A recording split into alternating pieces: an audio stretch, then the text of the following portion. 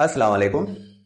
Exercise 18.7। अब इस unit का ये लास्ट एक्सरसाइज है और यहाँ पर भी हमें 5 क्वेश्चंस मिले हैं, तो बारी बारी ये करेंगे। क्वेश्चन नंबर 1 है the current in a wire directly proportional to the potential difference and inversely proportional to the resistance if I is equal to 6 ampere when V is equal to 220 volts and R is equal to 5 ohms. Find I when V is equal to 180 volts and R is equal to 8 ohm. अब इसका कहना क्या है, जब voltage 220 volt और resistant ओम हो तो current 6 ampere होगा। लेकिन अगर हम इसमें वेरिएशन करें, वोल्टेज को 180 वोल्ट और रेजिस्टेंस को 8 ओम कर दें तो करंट क्या होगा। वही डायरेक्टली प्रोपोर्शनल और इनवर्सली प्रोपोर्शनल है, तो हमें यहां से मतलब होता है इस वाले जुमले से जो यहां लिखा है कि the current is directly proportional to the potential difference and inversely proportional to the resistance. देखिए पोटेंशियल डिफरेंस जो है इसको हम वोल्ट कहते हैं, जिसको V से जाहिर करते हैं। तो यहां पर हम कैसे वेरिएशन बनाएंगे, तो करंट को हम I से जाहिर करते हैं। ये सारी फिजिक्स की चीजें हैं, यहां पर भी इनको डाला गया है। तो हम करंट को I से जाहिर करते हैं, तो अब करंट वेरिएशन जो डायरेक्टली कर रहा है वो V के साथ, वोल्टेज के साथ, और इनवर्सली रेजिस्टेंस के साथ, तो इसके इनवर्स हम क्या करते हैं, R देते हैं। तो ये वेरिएशन बनती है। अगर मैं इसको अब इक्वेशन की सूरत में लिखूंगा तो I is equal to K, constant of variation, और ये V और ये R। तो सिंपल वही मेथड है, वही तरीका है जो हमने पिछले एक्सरसाइज में किया है। हम भी यहां पर इसको अब इक्वेशन 1 बनाते हैं और वही काम है, वही तरीके हैं। अब जो वैल्यूज हमें पहले सेंटेंस में मिले हैं वो वैल्यूज लेकर हम इक्वेशन 1 में पुट करेंगे। तो by putting R is equal to 5, तो हमने इनको लेकर अब इक्वेशन 1 में पुट करना है और K की वैल्यू को फाइंड करना है। तो equation I is equal to K V by R। तो I की जगह हम लिखेंगे 6 क्योंकि I इज इक्वल टू 6, और K लिखेंगे और V की जगह 220 और R की जगह 5। तो अब इसको सिंप्लीफाई करेंगे तो 220 बाय 5, तो यहां पर 5 का टेबल काम करता है, तो 5 से दोनों सिंप्लीफाई होते हैं। इसके लिए 5 का टेबल 1 टाइम और यहां पर 5 का टेबल 44 टाइम लगता है। तो हम कैसे करते हैं, अब इसको 6 इज इक्वल टू K, और यहां देखिए 44 बाय 1 होगा तो हम जस्ट 44 लिखेंगे ऐसे।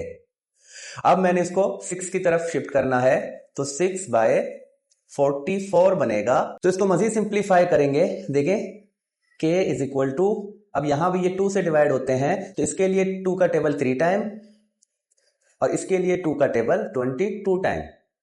तो अब ये मजीद सिंप्लीफाई नहीं होगा, तो K की वैल्यू हमें मिलती है 3 बाय 22। तो अब हम क्या करते हैं, K की वैल्यू को लेकर दोबारा इक्वेशन 1 में पुट करते हैं। तो I is equal to K V by R। अब यहां पर हम अगर K की वैल्यू रखेंगे तो K की वैल्यू एक फ्रैक्शन में है, तो मैं इसको ऐसे करके यहां पर ऐसे बनाता हूं इक्वेशन 2। इस तरह करने से इजी होगा बच्चों के लिए। तो ये इक्वेशन 2 हमने बनाया है। अब हमें जो वैल्यूज मिले हैं जहां पर I मालूम करना है और V और R मिले हैं, तो उनको लेकर हम इस वाले इक्वेशन 2 में पुट करेंगे तो हमें I की वैल्यू मिलेगी। तो इनको लेते हैं, इक्वेशन 2 हमारे सामने है। इक्वेशन 2 लेते हैं, 3 बाय 22 मल्टीप्लाई V R। तो वैल्यूज रखेंगे तो क्या होगा, 3 बाय 22 मल्टीप्लाई, अब देखिए V की जगह हम 180 लिखेंगे और R की जगह हम 8 लिखेंगे। अब इनको सिंप्लीफाई करना है, देखें या तो इन दोनों को मल्टीप्लाई करो, इन दोनों को मल्टीप्लाई करो और बाद में सिंप्लीफाई करो, या आप यहीं से इनको कैंसिल आउट भी कर सकते हो। देखिए मैं पहले यहां पर अगर 2 का टेबल लगाता हूं तो इसके लिए 2 का टेबल 11 टाइम और इसके लिए 2 का टेबल 90 टाइम, तो यहां पर 11 और 90 मिलेंगे। तो यहां अब इन दोनों को अगर मैं लूं तो ये दोनों भी 2 के टेबल में आते हैं। इसके लिए 2 का टेबल 4 टाइम और इसके लिए 2 का टेबल 45 टाइम।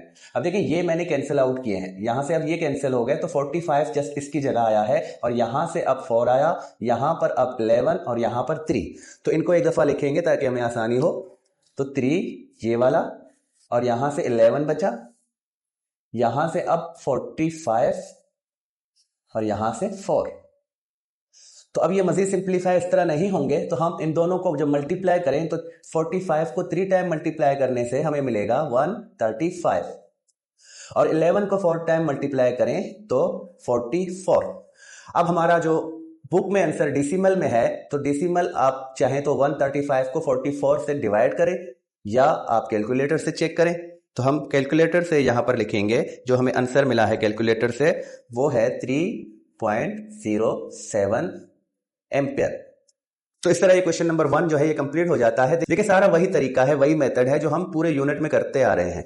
यहां पर हमें बस क्वेश्चंस नए मिले हैं, वैल्यूज नए मिले हैं, और हमने ये समझना है कि डायरेक्टली प्रोपोर्शनल और इनवर्सली प्रोपोर्शनल कौन से हैं। तो जब हमने वेरिएशन का इक्वेशन बनाया तो फिर हमारे लिए कोई काम मुश्किल नहीं होगा। अब चलते हैं क्वेश्चन नंबर 2 की तरफ। अब क्वेश्चन नंबर 2 है, the intensity of light measured in foot candles varies inversely with the square of the distance from the light source. Suppose the intensity of a eye bulb in 0.08 foot candles at a distance of 3 meters. Find the intensity level at 8 meters. अब यही काम अगर 3 metre फासले पर एक light की intensity जो है वो 0.08 है तो 8 मीटर फासले पर उसकी लाइट इंटेंसिटी कितनी होगी। तो देखिए हमने जस्ट ये जो जुमला मैंने लिखा है इस पर फोकस करना है कि the intensity of light varies inversely with the square of the distance. तो यहां पर इंटेंसिटी ऑफ लाइट वेरीज क्या कर रहा है, इनवर्सली कर रहा है। तो हम इंटेंसिटी को आई से जाहिर करते हैं और वेरिएशन बनाते हैं इनवर्सली। तो ये इनवर्सली है स्क्वायर ऑफ द डिस्टेंस। तो इनवर्सली क्या होगा, डिनोमिनेटर में होगा, और डिस्टेंस को हम डी से लेते हैं और इसका स्क्वायर बनाते हैं क्योंकि स्क्वायर ऑफ द डिस्टेंस लिखा है। तो इसको के इक्वेशन में बनाएंगे। अब देखिए के जो है उसको मैं 1 के साथ अगर मल्टीप्लाई करूं तो के इस तरह डिनोमिनेटर में आएगा और ये हमारा इक्वेशन 1 बनेगा। अब जो वैल्यूज मिले हैं क्वेश्चन के फर्स्ट पार्ट में वो वाले वैल्यूज लेंगे और इस इक्वेशन में पुट करेंगे। तो इक्वेशन लेते हैं के बाय डी स्क्वायर। तो अब इक्वेशन में वैल्यूज रखते हैं तो आई की जगह मैं रखूंगा 0.08 इज इक्वल टू के लिखूंगा और डी की जगह 3 है और डी पर जो है वो स्क्वायर लगा है तो हम 3 पर स्क्वायर देंगे ऐसे। अब इसको मैं सिंप्लीफाई करूं तो मैं 0.08 के और 3 का स्क्वायर क्या है 9। तो यहां पर 3 पर स्क्वायर था तो 3 का स्क्वायर हमने 9 करके लिखा। अब 9 को मैं इस तरफ शिफ्ट करता हूं तो 0.08 के साथ ये मल्टीप्लाई होगा तो हमें वैल्यू देगा के की। अब इन दोनों का मल्टीप्लाई करने से हमें मिलता है 0.72 इज इक्वल टू के। तो अब के की वैल्यू क्या मिली है 0.72। अब हम के की वैल्यू को लेते हैं और दोबारा इक्वेशन 1 में पुट करेंगे। तो इक्वेशन 1 लिखते हैं पहले जो कि है ये वाला। तो अब के की वैल्यू रखने से हमें क्या मिलेगा 0.72 बाय डी स्क्वायर। तो इसको नाम देते हैं या इसको कहते हैं इक्वेशन 2। और अब हम क्या करते हैं, अब सेकंड पार्ट में देखें हमें डिस्टेंस मिला हुआ है और हमें इंटेंसिटी ऑफ लाइट को मालूम करना है। तो हमें डी की वैल्यू मिली है तो हम डी की वैल्यू को लेकर इस वाले इक्वेशन में पुट करेंगे तो हमें आई की वैल्यू मिलेगी, इंटेंसिटी ऑफ लाइट की वैल्यू मिलेगी। तो इक्वेशन 2 है I is equal to 0.72 by D square और डी की वैल्यू हमें क्या मिली है, अब वो इसमें पुट करते हैं तो 8 का स्क्वायर करते हैं क्योंकि डी पर स्क्वायर है। तो मजीद इसको सिंप्लीफाई करें तो 0.72 को लिखेंगे और 8 का स्क्वायर क्या बनता है 64। तो अब 0.72 को आप 64 के साथ डिवाइड करोगे तो आपको रिजल्ट क्या मिलेगा 0.01125। तो ये पुट कैंडल्स जो इसका यूनिट है वो बनता है। तो आपका आंसर आपको मिला ये वाला। देखिए यहां पर जो आंसर है वो डेसिमल नंबर तक है। तो डेसिमल नंबर को अगर मैं इस तरह इसको लेकर इसके साथ डिवीजन में लग जाऊं तो काफी टाइम वेस्ट होगा। तो ये सारी चीजें आपने पिछले या छोटे क्लासों में सीखे हैं। तो यहां पर हम कैलकुलेटर भी यूज कर सकते हैं। अगर हमें कैलकुलेटर अवेलेबल ना हो तो हम इनको रफली डिवाइड कर सकते हैं क्योंकि हमने डिवीजन को सीखा है छोटे क्लासों में। तो अब हम क्वेश्चन नंबर 3 की तरफ चलते हैं। अब क्वेश्चन नंबर 3, तो क्वेश्चन नंबर 3 में भी हमने जस्ट ये देखना है कि डायरेक्टली वेरिएशन है कि इनवर्सली वेरिएशन है। वैसे इस क्वेश्चन का कहना क्या है कि अगर 9 सेंटीमीटर चौड़ी और 12 सेंटीमीटर गहरी एक बीम है जो कि 1200 वजन उठाती है तो 12 सेंटीमीटर चौड़ी और 9 सेंटीमीटर गहरी बीम कितना वजन उठाएगी। अब यहां पर डायरेक्टली प्रोपोर्शनल की बात है। देखें वेरीज डायरेक्टली लिखा हुआ है और breadth and the square of the depth. तो ब्रीथ चौड़ाई और डेप्थ जो है वो गहराई। तो हम यहां पर स्ट्रेंथ को लेते हैं एस। तो एस की वेरिएशन बनाते हैं बी एंड डी के साथ। तो एस ये वेरिएशन किससे बनेगा, दोनों डायरेक्टली है। देखिए यहां पर इनवर्सली कहीं पर भी नहीं लिखा तो ये दोनों के साथ डायरेक्टली है। तो बी और डी जो है डी का स्क्वायर, देखें स्क्वायर ऑफ द डेप्थ, तो डी का हम स्क्वायर बनाएंगे तो ये वेरिएशन बनेगी। और अगर इसको मैं के की सूरत में लिखूंगा तो के भी इनके साथ ऐसे मल्टीप्लीकेशन में रखेंगे हम। तो ये तो बन गई। अब वैल्यूज को लेकर इसमें पुट करके हमने सॉल्व करना है, वैल्यूज फाइंड हो जाएगी। तो इक्वेशन है s इज इक्वल टू के बी डी स्क्वायर। तो वैल्यूज रखने से s की जगह हम 1200 रखेंगे, k रखेंगे और b की वैल्यू 9 है और d की वैल्यू 12 और d पर स्क्वायर है तो हम 12 पर स्क्वायर देंगे। अब इसको सिंप्लीफाई करते हैं तो 1200 इज इक्वल टू के, यहां पर 9 है और 12 का स्क्वायर अब बनेगा 144। अब देखिए ये तीनों आपस में मल्टीप्लाई हैं तो ये दोनों भी के साथ मल्टीप्लाई है। तो इन दोनों को अगर मैं इस तरफ शिफ्ट करूंगा तो ये 1200 के डिनोमिनेटर में आएंगे। तो 1200 के इस तरह हम डिनोमिनेटर में इन दोनों को ऐसे मल्टीप्लिकेशन में रख सकते हैं। अब मैं क्या करूंगा, अब देखिए 4 के टेबल से ये दोनों सिंप्लीफाई हो सकते हैं। तो यहां पर अगर मैं 4 का टेबल लगाऊं तो इसके लिए 12 के लिए 4 का टेबल 3 टाइम पढ़ना होगा और ये दोनों जीरोज में इसके साथ लगा दूं तो 300 टाइम 4 का टेबल 1200 के लिए होगा। और इसके लिए अगर मैं 4 का टेबल पढ़ूं तो इस 14 के लिए मैं 4 का टेबल 3 टाइम पढ़ूंगा और यहां से 2 रिमेनिंग होगा तो 2 इसके पास आएगा, ये 24 बनता है। तो 24 के लिए 4 का टेबल 6 टाइम, तो यहां पर 36 और यहां पर 300 अब रिमेनिंग है। और मजीद मैं इसको देखूं तो यहां पर ये भी 4 से डिवाइड हो सकता है। देखिए 30 के लिए 4 का टेबल मैं 7 टाइम पढ़ूंगा और 30 से 2 बचेगा क्योंकि 7 टाइम पढ़ने से 28 मिलता है। तो 2 यहां से रिमेनिंग होगा, वो 2 0 के साथ लगेगा तो 20 बनेगा और 5 टाइम पढ़ने से हमें 20 मिलता है। तो यहां पर ये 75 बनेगा। और इसके लिए मैं टेबल 9 टाइम पढ़ूंगा तो ये मजीद और भी सिंप्लीफाई होंगे, लेकिन मैं इनको पहले यहां पर ऐसे लिखूंगा 75 अब नोमिनेटर से बचा है और डिनोमिनेटर से ये वाला 9 मल्टीप्लाई, अब यहां से भी 9 मिला है और मजीद इसको मैं और सिंप्लीफाई कर सकता हूं। देखिए ये 75 है, ये 9 है, ये दोनों 3 के टेबल से सिंप्लीफाई हो सकते हैं। तो यहां पर 3 का टेबल 3 टाइम और यहां पर 3 का टेबल 25 टाइम। तो अब k की वैल्यू क्या बनेगी, देखें यहां पर 25 टाइम, तो नोमिनेटर में हमें 25 मिलेगा और यहां पर ये 3 है, ये 9 है। अब इन दोनों का मल्टीप्लाई क्या होगा, 27। तो k की वैल्यू हमें मिलती है 25/27। अब मैं इस वैल्यू को दोबारा इक्वेशन 1 में पुट करूंगा और इक्वेशन 2 बनाऊंगा। तो इक्वेशन 1 है s इज इक्वल टू के बी डी का स्क्वायर। तो अब मैं यहां पर k की जगह k की वैल्यू रखता हूं तो 25/27 जो कि बी डी स्क्वायर ऐसे लगाएंगे या मल्टीप्लिकेशन की साइन ना भी दें तो इनको इसके साथ ऐसे वेरिएबल्स को रखेंगे तो भी सही है। तो अब इस इक्वेशन को लेंगे और नेक्स्ट में जो हमें s की वैल्यू फाइंड करनी है वहां पर हमें वैल्यूज मिले हैं b is equal to 12 and d is equal to 9, वो इक्वेशन नंबर 2 में पुट करते हैं तो हमें s की वैल्यू मिलेगी। तो इक्वेशन है ये वाला। अब यहां पर हम वैल्यूज पुट करेंगे इन दोनों का।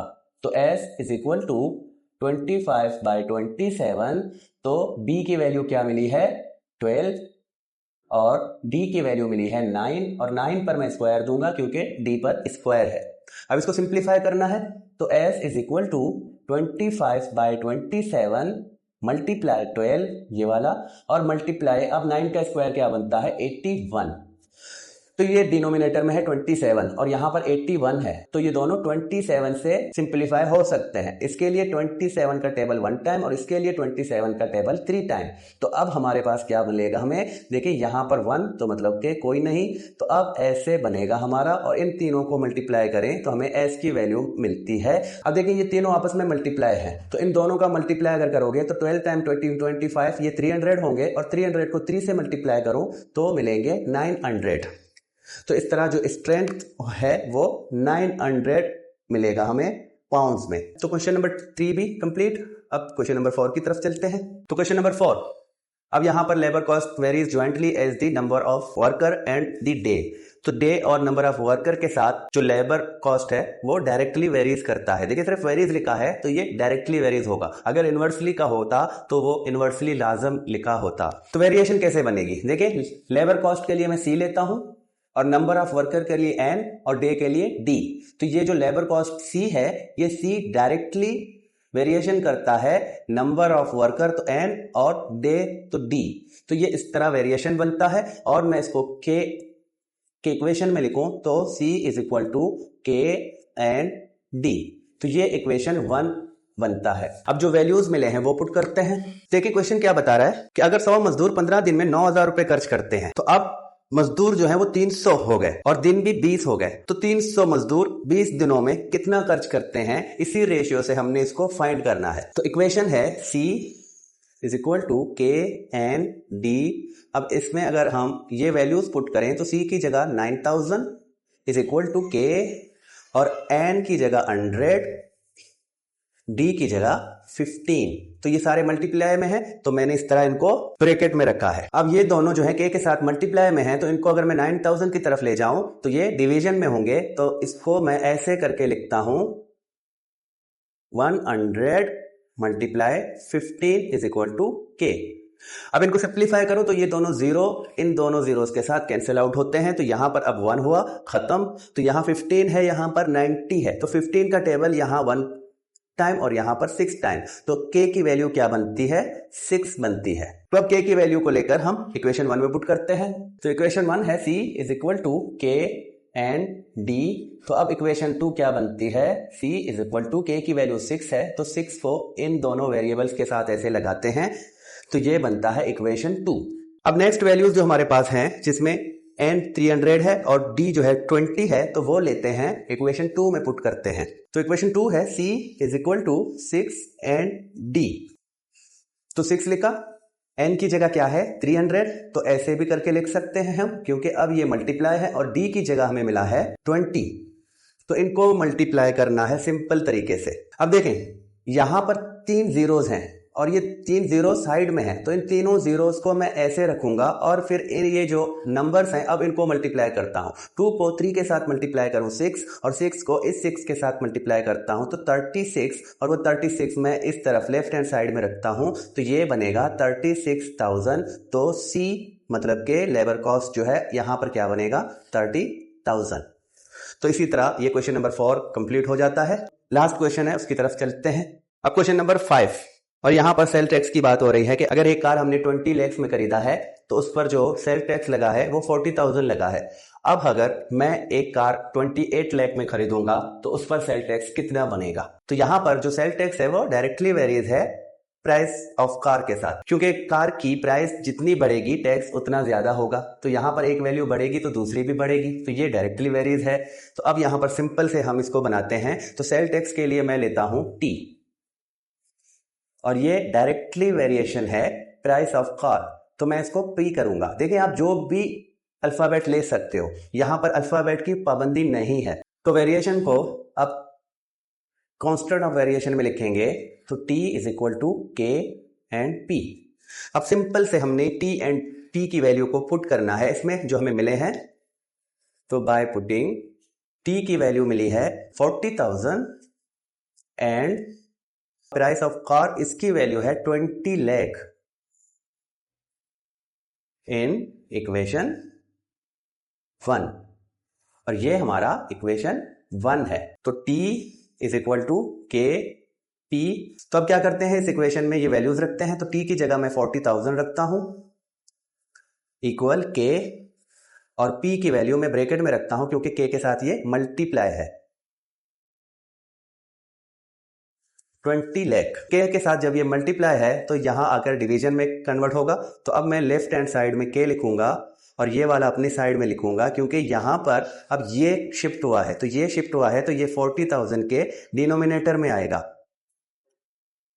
अब जस्ट इसको सिंप्लीफाई करना है, तो ये 4 जीरोज यहां से 4 जीरोज यहां से कैंसिल आउट होंगे। अब क्या बचा 4/200, तो ये भी 4 से डिवाइड हो सकते हैं। तो 4 का टेबल 1 टाइम और यहां पर 4 का टेबल 50 टाइम, तो क्या बनेगा K की value K is equal to 1/50। तो अब K की वैल्यू ये बनी है और K की वैल्यू को लेकर हम इक्वेशन 1 में पुट करते हैं। तो बाय पुटिंग तो T is equal to K P, तो अब इसकी वैल्यू क्या बनती है T इज इक्वल टू देखें 1/50, तो P इनके साथ ऐसे रखेंगे जो कि अब इस फ्रैक्शन के साथ मल्टीप्लाई होगा। तो ये हमारा इक्वेशन 2 बना। अब नेक्स्ट वैल्यू जो मिला है जिसमें 28 लाख मिला है प्राइस ऑफ कार, तो वो लेते हैं और टैक्स मालूम करते हैं। तो बाय पुटिंग तो T is equal to 1/50 P।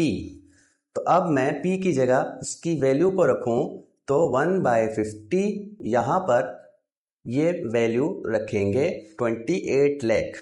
तो अब इसको सिंप्लीफाई करना है, एक जीरो तो यहां से कटेगा और मजीद यहां पर इसके लास्ट में जीरो है तो ये 5 से भी कैंसिल आउट होगा। तो 5 का टेबल इसके लिए 1 टाइम और यहां पर मैं इस 28 के लिए 5 का टेबल पढ़ूंगा 5 टाइम, जो कि 25 बनता है और यहां से 3 रिमेनिंग होगा। 3 इस जीरो के साथ लगेगा तो ये 30 बनेगा और 6 टाइम पढ़ने से 30 मिलेगा हमें। बाकी ये जो 3 जीरोज इसके साथ होंगे तो 3 जीरोज हम यहां पर लगाएंगे। अब यहां से डिनोमिनेटर होगा खत्म, तो हम क्या करते हैं, t इज इक्वल टू 56,000। देखिए यहां से यहां 1 है तो 56,000 को 1 से मल्टीप्लाई करता हूं तो मुझे 56,000 ही मिलेगा और डिनोमिनेटर में 1 होगा तो वो हम लिखेंगे नहीं। तो यहां पर टैक्स हमें क्या मिलता है, 56,000। जब हम किसी कार को 28 लाख में खरीदेंगे तो हमारा टैक्स बनेगा 56,000। इस रेशियो से जब 20 लाख वाली गाड़ी की 40,000 टैक्स है। तो इसी के साथ क्वेश्चन नंबर 5 भी कंप्लीट हो गया और हमारा ये एक्सरसाइज भी कंप्लीट हो जाता है। नेक्स्ट वीडियो जो MCQs का होगा उसके साथ आएंगे, तब तक के लिए खुदा हाफिज।